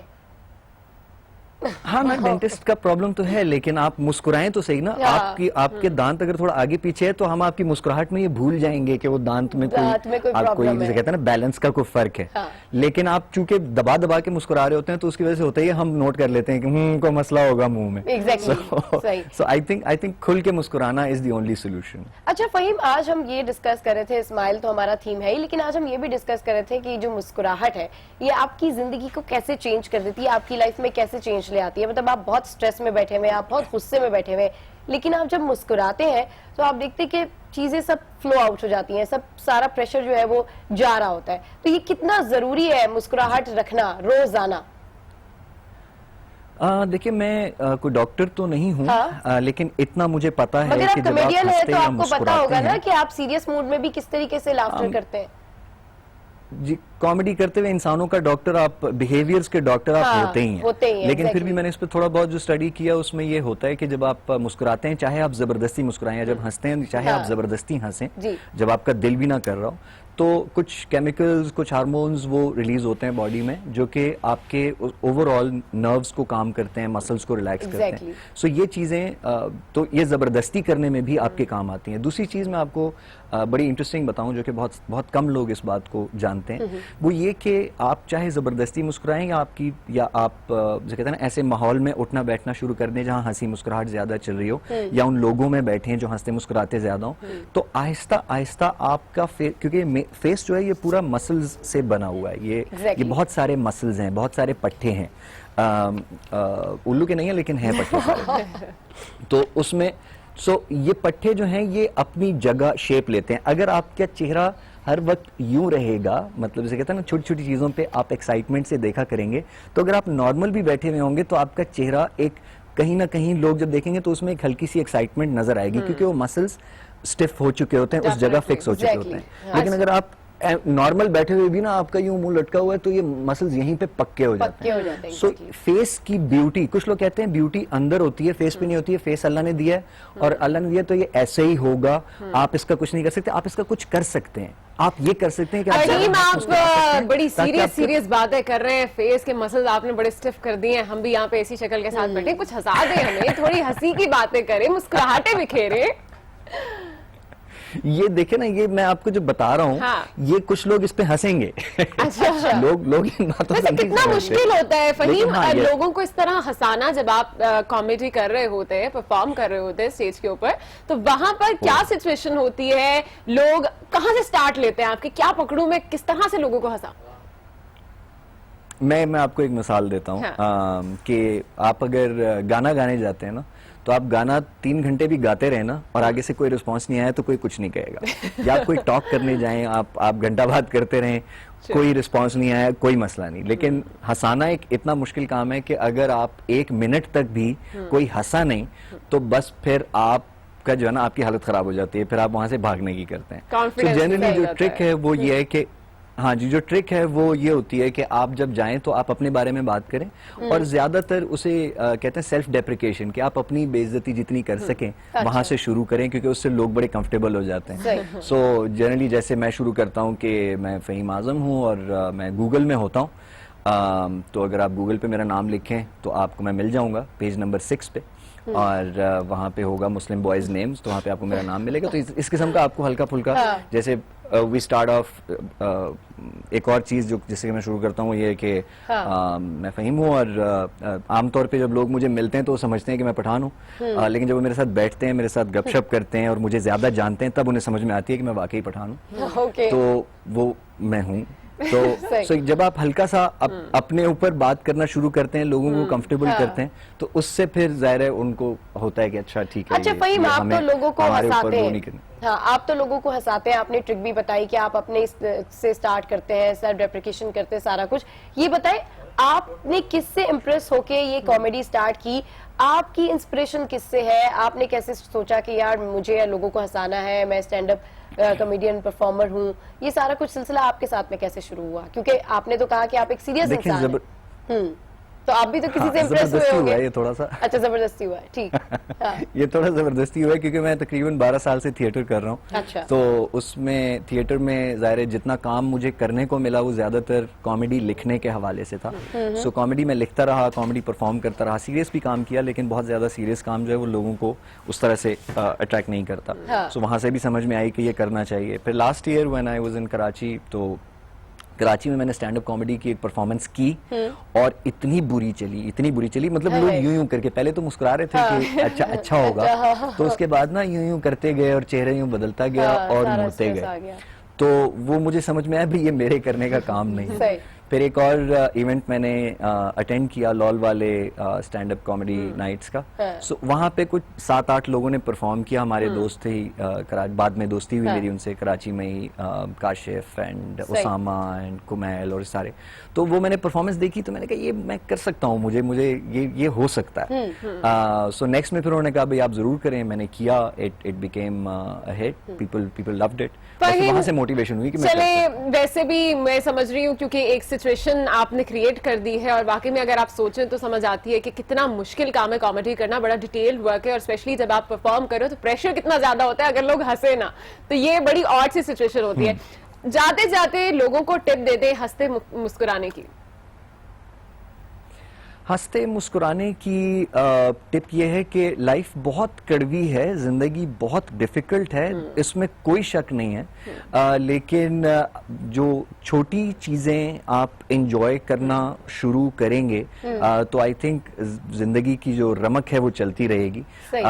मेरा ख्याल है मुस्कुराने के लिए आपको मुस्कुराते रहने वाले लोगों के साथ उठना बैठना बहुत जरूरी है। Change your company. अगर आप उदास और टेंशन वाले लोगों में उठ बैठ रहे हैं तो जरा अपनी कंपनी। मेरे ख्याल में ये मैसेज उन लोगों के लिए जो बड़ी उदासी कंपनी में बैठते। बहुत शुक्रिया आपका, फहीम हमारे साथ मौजूद थे, स्टैंड अप कॉमेडियन परफॉर्मर है और बड़ी जबरदस्त किस्म की बातें की। और उनका कहना यह था कि उनकी अपनी पर्सनैलिटी बड़ी संजीदा है, लेकिन उनके अपने जोक्स इतने ह्यूमरस, इतने जबरदस्त होते हैं कि लोग उस पर हंसना शुरू कर देते हैं।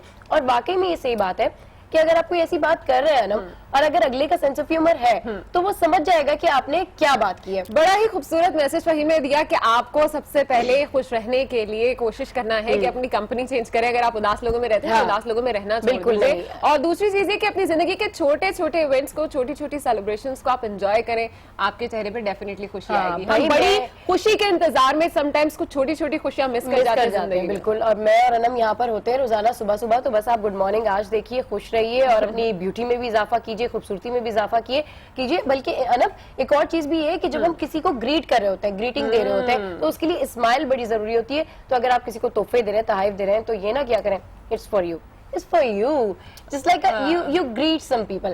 खैर आज अच्छा, इसमें ये भी है कि अगर आप किसी को ग्रीट कर रहे हैं, किसी से बात कर रहे हैं, लाजमी नहीं कि आप उसको तोहफे तोहफ दें। समटाइम्स किसी की तारीफ कर देने से भी उसका दिन अच्छा हो जाता है, उसके चेहरे पे मुस्कुराहट आ जाती है, जो कि बड़ी जरूरी है।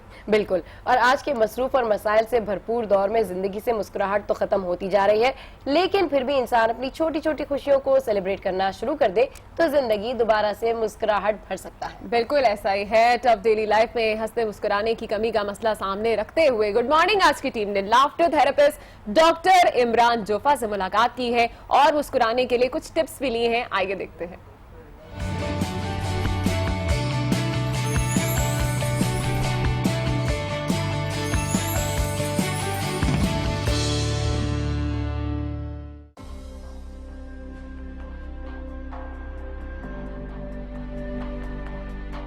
एक रिवायत के मुफहूम में कि अल्लाह के रसूल सल्लल्लाहु अलैहि वसल्लम ने ये फरमाया कि एक मुसलमान के लिए हौसले और दिलासे के लिए इतना काफ़ी होना चाहिए कि वो किसी इतनी मसाइब और मुश्किलात से नहीं गुजरा जिससे मैं गुजरा हूँ।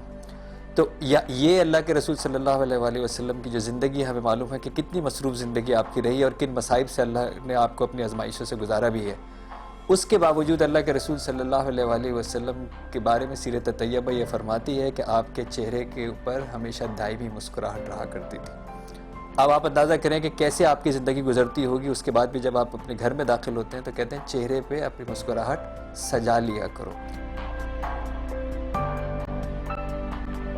अल्लाह के रसूल सल्लल्लाहु अलैहि वसल्लम का फरमान है कि अपने भाई के लिए मुस्कुरा देना भी सदका है।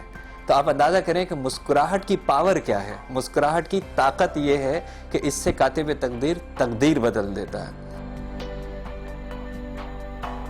साइंस के अंदर अब ये बात साबित हो गई कि जिस वक्त हम अपने चेहरे के ऊपर मुस्कुराहट सजाते हैं, चाहे हम फेक कर रहे हो, चाहे हम तारी कर रहे हो, जैसे अल्लाह के रसूल ने फरमाया, उसके बावजूद भी जिस्म के अंदर तब्दीलियाँ शुरू होती हैं, हमारे न्यूरोट्रांसमीटर्स के अंदर तब्दीलियाँ शुरू होती हैं, मैसेजेस डिफरेंट आने शुरू होते हैं और जिस्म खुद ब खुद जो है वो न्यूरोट्रांसमीटर्स बनाना शुरू करता है जिसको हम एंडोमॉर्फिन्स कहते हैं। वो हैप्पी केमिकल्स कहलाते हैं और ये वो हैप्पी केमिकल्स हैं जो आपकी एस्पिरिन, डिस्पिरिन और पैराडोल के अंदर डाला जाता है, यानी ये रिलैक्सेंट होते हैं। तो आप अंदाज़ा करें कि अगर एक इंसान चाहे वो कितनी मजबूरी की हालत में हो, लेकिन अगर वो ऐसे मुस्कुराहट लेके आता है तो खुद ब खुद उसके जिस्म के अंदर वो हैप्पी केमिकल्स बनना शुरू हो जाते हैं और उसको किसी साइड इफ़ेक्ट लाके अपने ऊपर डालना नहीं पड़ता। अगर कोई शख्स ऐसे बैठ जाए और अपने जो है वो शोल्डर स्प्रेड कर ले, अपना चेहरा ऊपर कर ले और अपना मुस्कुराहट ऐसे बैठ जाए, इस हालत के अंदर वो कोई गम की बात सोच नहीं सकता। आप अपने चेहरे को इस तरह कर लीजिए और सिर्फ 2 मिनट बैठ के मुझे कोई गम की बात सोच के बता दीजिए, गम की बात नहीं ला सकते, क्योंकि जिस्म के अंदर जो हमारी न्यूरोलॉजी, फिजियोलॉजी का कनेक्शन है वो इस तरह का है कि जब मुस्कुराहट लेके आते हैं तो गम एक्सेस नहीं कर सकते। जब हम लाफ्टर थेरेपी करते हैं तो उसके अंदर होता ही है कि हम उस कार्बन को जो जिस्म के अंदर है उसको बाहर धकेलते हैं। तो जब वो बाहर धकेलते हैं तो वो कार्बन क्या है, कार्बन जो है वो हमारे जिस्म के अंदर जैसे गाड़ियों का धुआं है, ऐसे ही हमारे जिस्म के अंदर वो पोल्यूशन है। उसको बाहर निकालने के लिए आप लाफ्टर थेरेपी करते हैं। लाफ्टर थेरेपी करते हैं, आप पुश करते हैं, हा हा हा हा, आप जो है वो पुश करके अपनी कार्बन को बाहर निकालते हैं। जिस्म में ऑक्सीजन रहती है, कार्बन बाहर आ जाता है, जिस्म फ्रेश हो जाता है, जिस्म जो है वो सेटल होना शुरू हो जाता है। मुस्कुराहट अल्लाह तबारक व तआला का फरमान, मुस्कुराहट साइंस का जो है वो तस्दीक शुदा, मुस्कुराहट तमाम जहनी साइंसेस का तहकीक शुदा। तो बहुत सारे आपके जो कैफियत है वो तब्दील कर देगा अगर अपने चेहरे के ऊपर आप मुस्कुराहट जो है वो सजाना शुरू कर दें। इबादत की इबादत, सुन्नत की सुन्नत, साइंस की साइंस, सेहत की सेहत।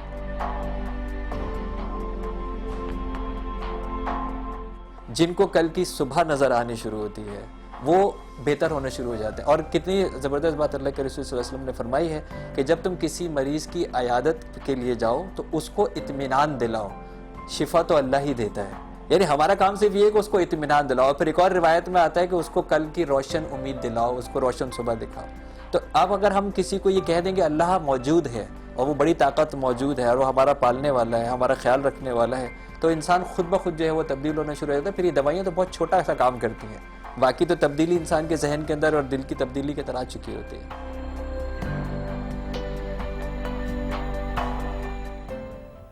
मुस्कुराहट के पूरे मफहूम को डॉक्टर जोफा ने कितनी खूबसूरती से अपने लफ्जों में बयान किया है कि मुझे बड़ी खुशी हो रही है। अगर देखा जाए तो हमारा मजहब भी मुस्कुराहट के बारे में क्या फरमाता है वो तो हमने सुना है कि डॉक्टर जोफा क्या कह रहे हैं कि अगर आप मुस्कुराते हैं तो ये भी एक फ्री चैरिटी है, एक सदका है।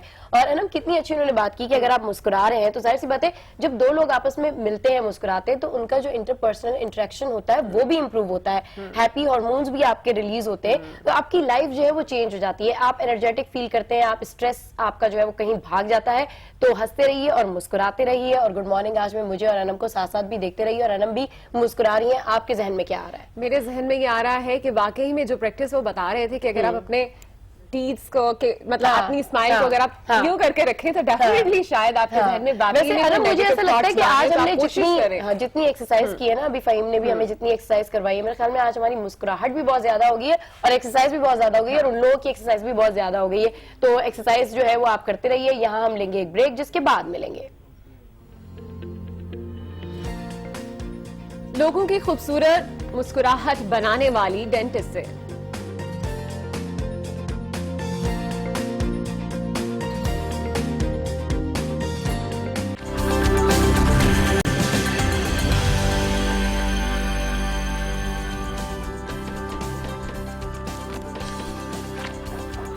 Welcome back to good morning आज। और गुड मॉर्निंग आज में आज सिर्फ बात हो रही है मुस्कुराहट की। हम जो भी बात कर रहे हैं वो मुस्कुराहट से शुरू हो रही है, मुस्कुराहट पे खत्म हो रही है। लेकिन अब बात आ गई है दांतों की। और दांत अगर खूबसूरत हो तो आपकी मुस्कुराहट भी खूबसूरत हो जाती है। दांत एक अहम रोल प्ले करते हैं, लेकिन बिल्कुल परेशान होने की जरूरत नहीं है। आपके दांतों को खूबसूरत बनाने के लिए डेंटिस्ट जो मौजूद है। जी हाँ, डेंटिस्ट आपके सारे डेंटल प्रॉब्लम्स हल करने के लिए मौजूद हैं, चाहे वो मसला आपकी स्माइल को अट्रैक्टिव बनाने का हो या फिर कोई और। आइए एक डेंटिस्ट से हमने भी मुलाकात की है जिनका नाम है स्माइल, और वो अच्छी अच्छी टिप्स देंगे कि आप किस तरह से अपने दांतों को अच्छा कर सकते हैं।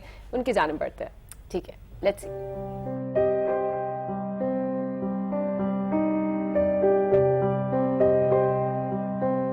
Smile is the most important thing.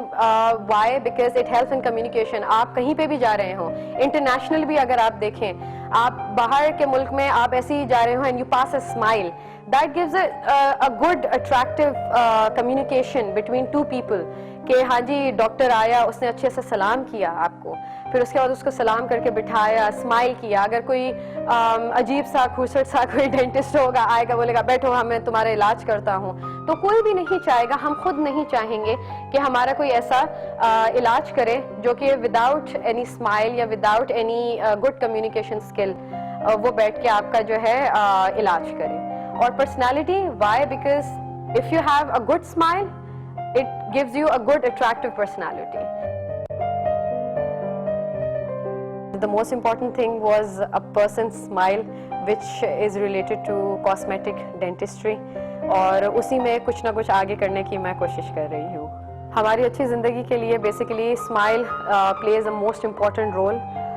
Y? बहुत सारे फैक्टर्स एसोसिएटेड होते हैं। पहली बात फीमेल्स के लिए बहुत इम्पॉर्टेंट है, उनकी शादीशुदा जिंदगी के लिए। ये 10-15 साल पहले की बात थी कि जी पीले दांत होंगे तो कुछ नहीं होगा जी। आजकल का जो कल्चरल वैल्यूज है, बहू हो तो डॉक्टर हो और सफेद दांत हो जी, सीधे साधे दांत हो, जब वो आगे जाके किसी को दिखाएं तो हाँ जी ये है हमारी बहू, with perfect smile, with perfect. Cultural values जो है वो बहुत मैटर आजकल करने लग गई है। दूसरी बात कि हमारे लाइफस्टाइल के लिए कहीं पे भी जाना हो, बूढ़ा हो, यूथ हो, लेकिन ज्यादातर आजकल हमारे जो यूथ है वो बहुत एम्फसाइज कर रहा है इस पे परफेक्ट स्माइल के लिए। Why? Due to communication as well, it builds up a good communication aesthetically.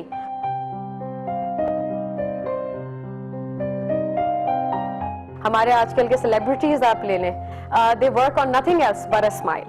ठीक है जी, and that's why they even पीले दांतों के साथ आएंगे जी, व्हाइटनिंग प्रोसीजर कर दें, आप सीधे दांत कर दें, ऑर्थोडोंटिक आपके ब्रेसेस कर दें जी। ये सारी चीज़ें जो है बहुत इंपॉर्टेंट रोल प्ले करती हैं। और स्पेशली जो ई डेंचुलस लोग, बूढ़े जो लोग आते हैं, उनके दांत लगा दें। इम्प्लांट्स आजकल बहुत इन हैं।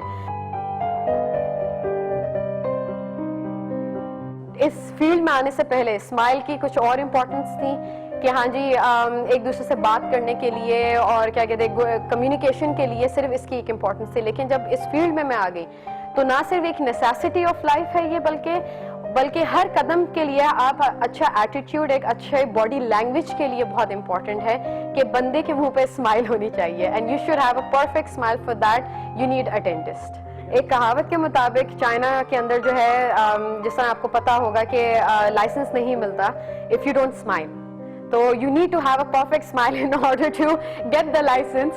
Not in Pakistan, but yeah, internationally in China, yes, they want it.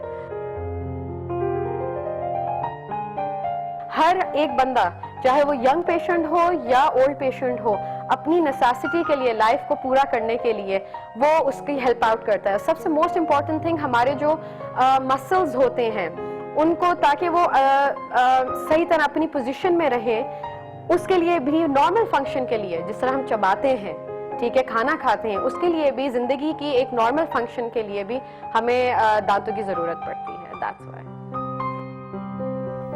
Doctor Zahra की बातें आपने सुनी हैं और कितनी अच्छी बातें वो कर रही थी कि चाइना में लाइसेंस भी लोगों को इसी बेस पर मिलता है कि अगर वो स्माइल करेंगे तो बड़ी अच्छी बात है। और वैसे भी स्माइल जो है वो किसी की भी पर्सनालिटी में एक बहुत अहम रोल प्ले करता है, लेकिन लोग बड़े कॉन्शियस होते हैं कि अगर हम स्माइल करेंगे तो शायद हमारे दांत अच्छे नहीं लगेंगे, टेढ़े मेढ़े नजर आएंगे, तो वो डेंटिस्ट की तरफ जाते हैं। और समटाइम्स ऐसे होता है कि ब्रेसेस लगा के उनके दांत और बुरे लगना शुरू हो जाते हैं। और अनम, अगर स्माइल की बात की जाए तो स्माइल जो है it's just like a weapon. आपने बॉस से छुट्टी लेनी हो, आपने मिस से छुट्टी लेनी हो, आपने अम्मी अब्बू को कुछ कहना हो, आप बस मुस्कुरा दें प्लीज यार, ये काम आज मुझे जल्दी जाना है तो मैं भी बहुत जोर से मुस्कुराने वाली शो में। बल्कि गुड मॉर्निंग आज की टीम की तो खुसूसियत ही यही है, और खास तौर से हमारे जो प्रोड्यूसर हैं उमैर, वो तो इतना मुस्कुराते हैं माशाल्लाह से, सबको देख के मुस्कुराते हैं, सब बड़ी फिदा रहते हैं और बड़ा ही खुशगवार सा माहौल होता है जब आपकी टीम जो है वो मुस्कुरा रही है, आप जिन लोगों से मिल रहे हो, जो आपके आसपास के लोग हैं वो खुशियां बिखेर रहे हो, तो बड़ी अच्छी सी फील आती है। चले जनाब, मुस्कुराहटें तो बहुत ज्यादा होगी, और कुछ लोग ऐसे जिनकी मुस्कुराहट तब आती है जब उनके खाने पर टेबल पर, आई मीन खाने की टेबल पर खाना आ जाए। बिल्कुल, तो खाने पीने की बात उन लोगों में अनम शामिल है कि जब ये खाना देख लेते हैं तो मुस्कुराहट इनके चेहरे पर आ जाती है, मेरा मूड भी अच्छा हो जाता है कि जो है ना, हमें भूख लग गई है, तो मुस्कुरा के हम आपको ये रैपिड रेसिपी दिखाते हैं। Let's go and watch it.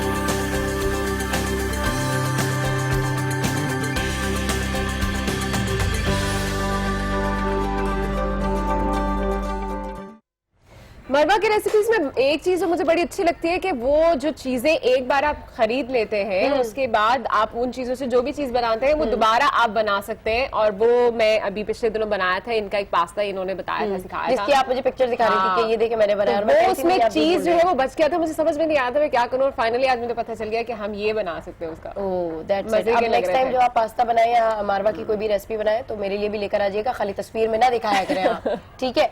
और उनका नाम है मावरा और हम मावरा ही कह रहे हैं, लेकिन पता नहीं है कि क्या हो रहा है क्या नहीं हो रहा, क्योंकि मावरा बनाती खाने इतने जबरदस्त है और हम आज हंस रहे हैं मुस्कुरा रहे हैं तो हर तरफ लाफ्टर फैला हुआ है। यहाँ वक्त हुआ एक ब्रेक का, जिसके बाद मिलेंगे पाकिस्तान के चमकते सितारों से।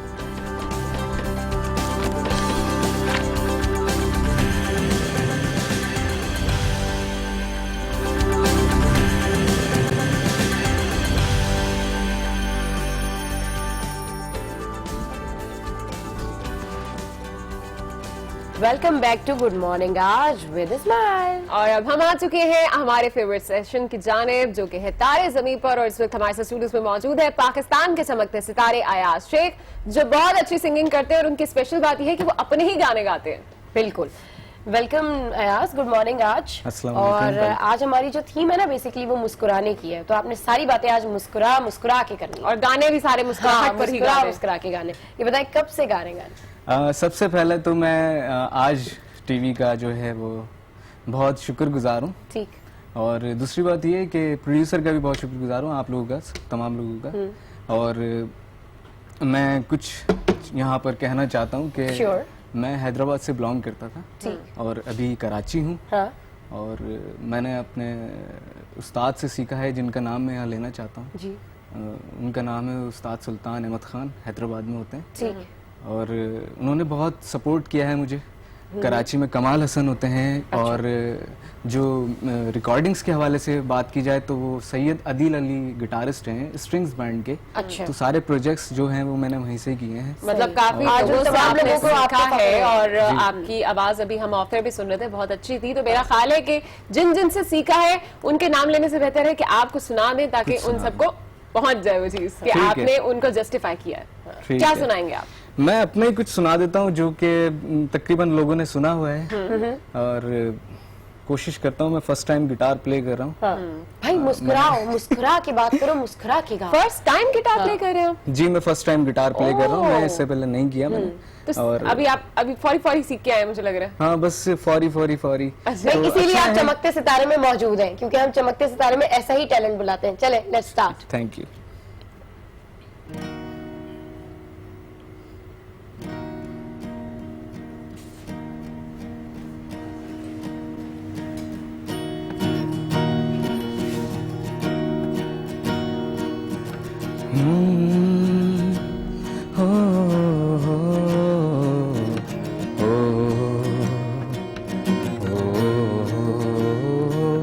एक आस है, तेरी प्यास है, तू है कहाँ, तू है कहाँ।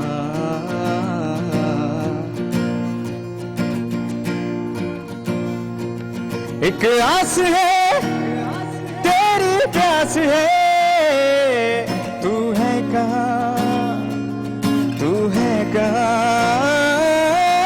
आस है, तेरी प्यास है, तू है कहाँ, तू है कहाँ।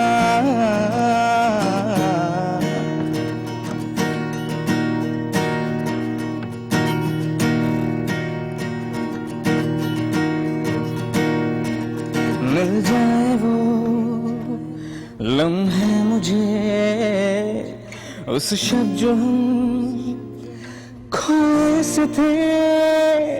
मिल जाए वो लम्हे मुझे, उस शब जो हम खोए से थे। मिल जाए वो लम्हे मुझे, उस शब जो हम खोए से थे। इस रात ये आस है, तू है कहाँ, तू है कहाँ। आस है, तेरी प्यास है, तू है कहाँ, तू है। वंडरफुल, बहुत खूबसूरत आपने ये सॉन्ग गाया है और आपने बिल्कुल जस्टिफाई किया है जो तो पर आपके उस्तादों ने आपको सिखाया है। ये बताइएगा कि आप जब बता रहे हैं कि गाने आपके खुद के हैं, तो क्या लिरिक्स भी आपने इसके खुद लिखे हैं? जी जी, मैंने खुद लिखे हैं और मैं हेल्प लेता हूँ अपने दोस्तों की भी, और ज्यादातर मैं जो हेल्प लेता हूँ लिरिक्स में वो अपने टीचर की ही लेता हूँ। अच्छा। वो मुझे सपोर्ट करते हैं, आपको गाइड करते रहते हैं। कॉन्सर्ट्स वगैरह भी किए ना आपने? कॉन्सर्ट्स भी किए, काफी जगह किए कॉन्सर्ट्स। सही। अच्छा, एक और सॉन्ग आपसे सुनना चाहेंगे क्योंकि टाइम हमारे पास हमेशा शॉर्ट होता है। ठीक है, ठीक है, तो ये भी आपका अपना ही सॉन्ग है, लिरिक्स भी आपने खुद लिखे? ठीक है, मैं आपको कुछ मुस्कुराहट पे नहीं लिखा आपने? ये भाई मुझे बताए, सॉरी, बड़े ब्रेकअप सारे तो नहीं हुए आपके? नहीं, कोई ब्रेकअप नहीं। मुस्कुराए मुस्कुराए, आज हमारी थीम भी मुस्कुरा के गाने वाली है जी, चले। ठीक है, मैं हम सुना देता हूँ अपनी एक। हाँ श्योर, माला लिखी थी, वो तो सुन के वैसे ही चेहरे पे मुस्कुराहट आ जाती है।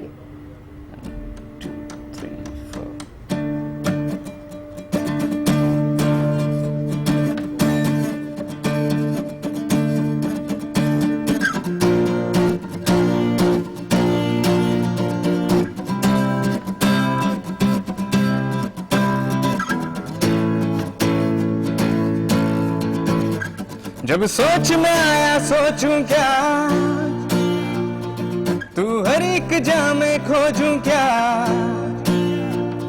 सब तेरा करम है ए मौला,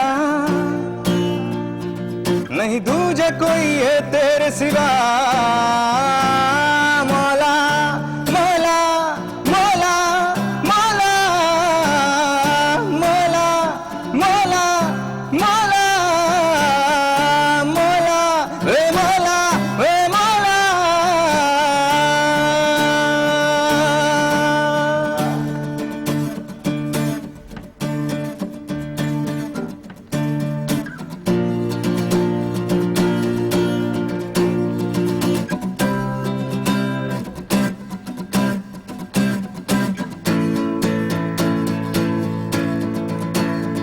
तेरा नाम लिया तो मिला सुकून से, राम भी बन गया रास्ता, कभी भाप बनाया पानी को, कभी सबका सब बरसा दिया। तेरा नाम लिया तो मिला सुकून से, राम भी बन गया रास्ता, कभी भाप बनाया पानी को, कभी सबका सब बरसा दिया। गिरता रहा पड़ता रहा, मैं हाथों को मलता रहा, चलता रहा चलता रहा, ये सब तेरी रज़ा। ओ मौला, जबरदस्त, बहुत कमाल आपने गाया है और हमारा दिल था कि आपको हम रोकते नहीं, पर चूंकि टाइम खत्म हो चुका है और जबरदस्त सा टैलेंट है, wish you best of luck. लेकिन शो का वक्त क्या खत्म हो गया है? शो का वक्त खत्म हो गया है और आप में भी कोई खास टैलेंट है और आप भी सीट पर आना चाहते हैं तो आप हमें अपनी कहानी भी बता सकते हैं। और मुस्कुराने की बात हो रही है तो मुस्कुराने के ऊपर मैं ये कहूंगी कि तकदीर बदल जाएगी, अपने आप ही मुस्कुराना सीख लीजिए, बस वजह तलाश ना करें। बिल्कुल, और वक्त हमेशा एक सा नहीं रहता, तो अगर आप उदास हैं तो ये जान लीजिए कि ये वक्त भी बदल जाएगा, तो अपने चेहरे पे एक छोटी सी मुस्कुराहट ले लीजिए। मैं हमेशा कहती हूँ कि हंसते रहिए, मुस्कुराते रहिए। Keep watching. Good morning. आज